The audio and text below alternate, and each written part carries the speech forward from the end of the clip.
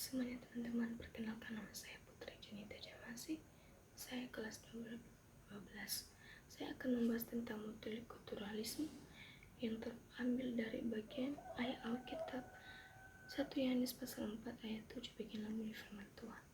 Saudara-saudaraku yang kekasih, marilah kita saling mengasihi, sebab kasih itu berasal dari Allah, dan setiap orang yang mengasihi lahir dari Allah dan mengenal Allah. Dan ayat 8, barang siapa tidak mengasihi, ia tidak mengenal Allah, sebab Allah adalah kasih.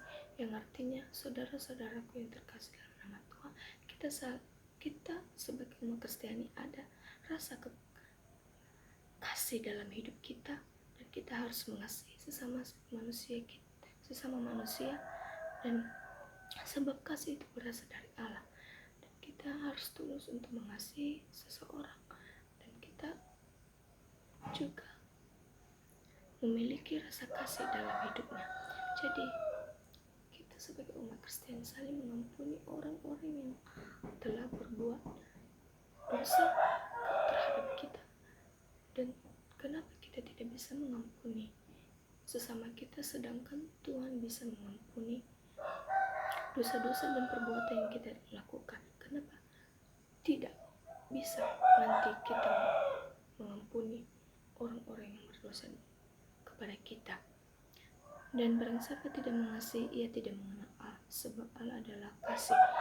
Barang siapa tidak mengasihi Allah dalam hidupnya, dia tidak akan mengenal yang namanya kasih.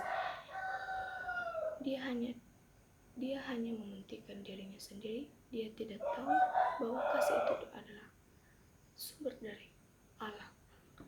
Kita akan membaca 1 Yohanes pasal 3 ayat 10.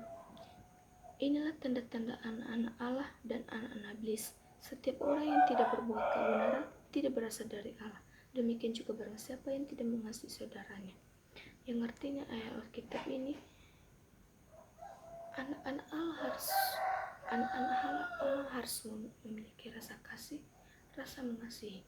Tetapi kalau anak-anak iblis itu tidak akan berbuat kebenaran, dia hanya berbuat dosa segampang saja.